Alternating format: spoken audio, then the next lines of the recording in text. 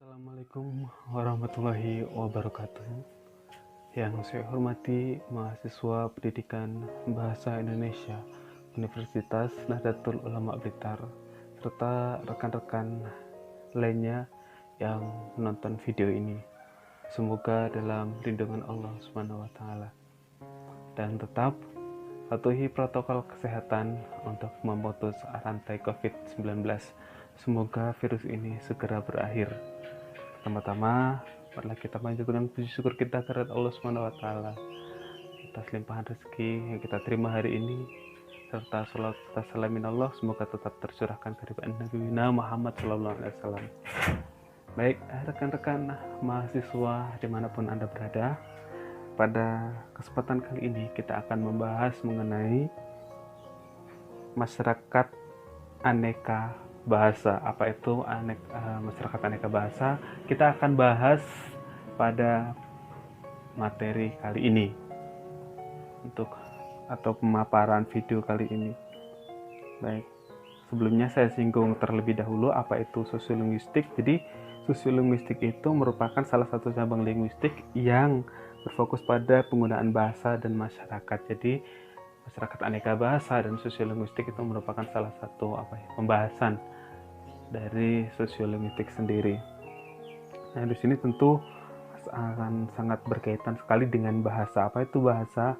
Yaitu komunikasi antar anggota masyarakat yang berupa bunyi suara atau lambang yang dikeluarkan oleh manusia untuk menyampaikan isi hatinya kepada manusia lain. Jadi bahasa itu digunakan oleh anggota masyarakat untuk saling berinteraksi atau memberikan informasi atau menyampaikan isi hati kepada orang lain, seperti itu.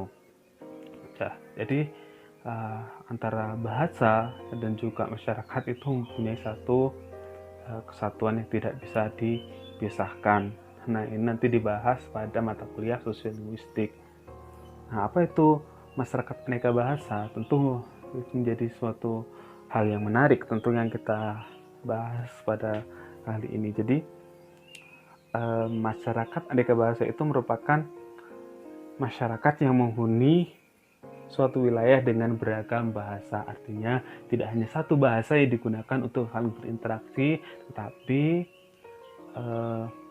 ada banyak bahasa yang digunakan. Nah, ini menurut Abdul Chair. Di sini masyarakat aneka bahasa atau masyarakat multilingual adalah masyarakat yang mempunyai beberapa bahasa. Nah, ini nanti akan dipengaruhi oleh beberapa faktor. Kenapa kok dalam suatu masyarakat itu mempunyai banyak bahasa yang digunakan untuk saling berinteraksi satu sama lain. Nah, salah satunya, ini pengaruh dan juga perkembangan masyarakat aneka bahasa itu dipengaruhi oleh 4 hal. Yang pertama adalah penjajahan, yang kedua adalah migrasi, yang ketiga adalah federasi, dan yang keempat adalah tapal batas.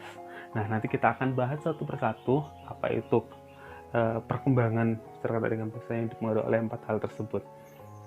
Yang pertama itu adalah migrasi. Tentu ini juga menjadi titik poin ya, titik poin kenapa masyarakat itu banyak sekali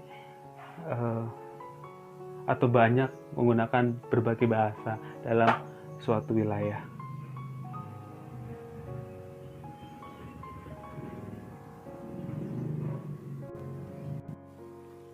Yang pertama tadi migrasi ya. Tentu ini migrasi ini jadi titik poin kenapa masyarakat itu mempunyai atau menggunakan beraneka bahasa. Seperti contoh misal wilayah Sumatera, ketika ada migrasi dari wilayah Jawa, tentu yang ditempati di wilayah Sumatera itu juga terjadi adanya beraneka ragam bahasa yang digunakan oleh masyarakat, seperti itu. Nah, migrasi ini ada 2 tipe, yaitu perpindahan kelompok yang luas ke suatu daerah yang tetap membawa pengaruh sosial kulturnya dan dapat berasimilasi dengan masyarakat setempat.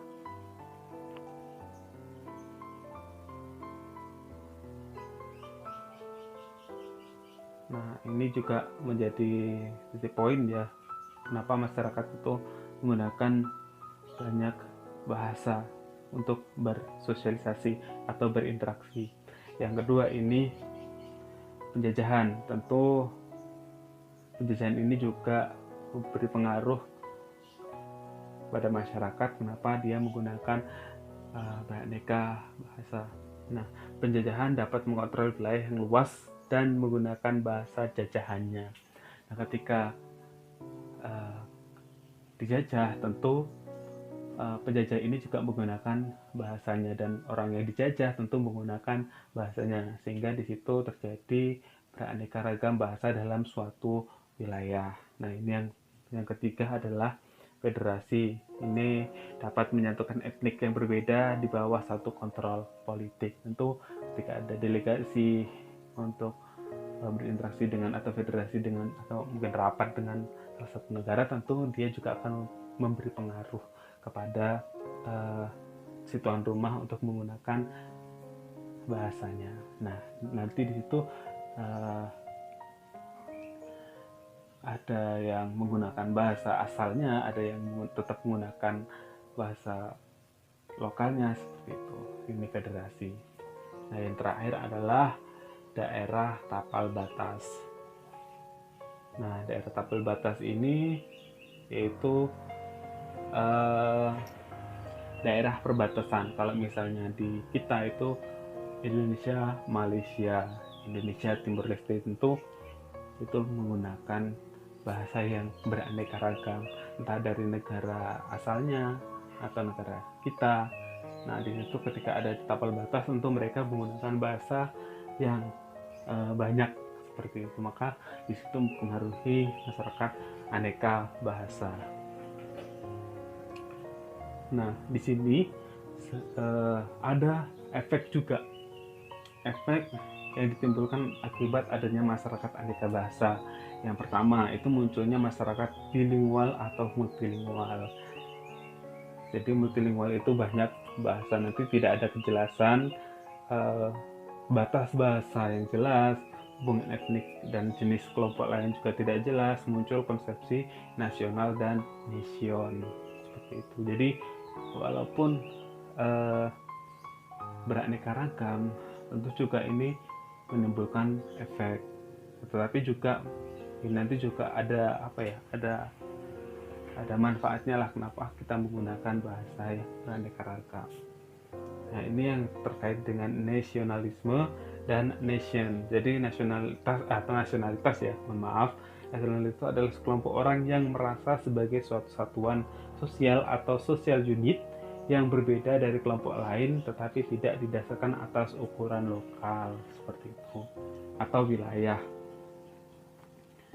Jadi adalah suatu kelompok orang yang merasa suatu kesatuan sosial yang berbeda dari kelompok lain tetapi tidak didasarkan atas suatu ukuran lokal atau wilayah seperti itu. Jadi kalau misalnya orang Jawa transmigrasi ke Sumatera atau ke Suriname, jadi itu merupakan kelompok dengan suku Jawa, itu sekelompok orang yang merasa sebagai suatu satuan sosial atau sosial unit seperti itu ya contohnya teman-teman.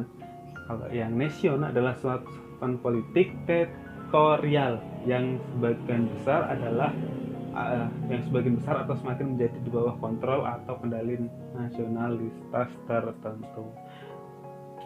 Nah, itu suatu kesatuan politik.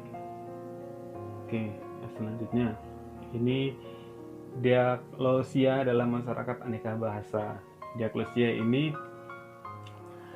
pemilihan atau situasi kebahasaan di situ dengan pembagian fungsional. Nah, di sini tuh disebutkan ada dua, yang high dialect dan low dialect. Nah, untuk yang high dialect ini biasanya digunakan untuk acara-acara resmi atau formal, sedangkan yang low dialect itu biasa menggunakan untuk kehidupan sehari-hari seperti di rumah dan sebagainya. Terima kasih. kasih. Mungkin itu saja penjelasan dari saya. Apabila nanti ada yang kurang paham, kita akan bahas di deskripsi box, dan mungkin bisa dilanjut di WA grup bagi mahasiswa pendidikan Bahasa Indonesia Universitas Nahdlatul Ulama Blitar. Mungkin sekian penjelasan dari saya. Apabila saya banyak salah kata, saya mohon maaf. Saya Iri. Wassalamualaikum warahmatullahi wabarakatuh.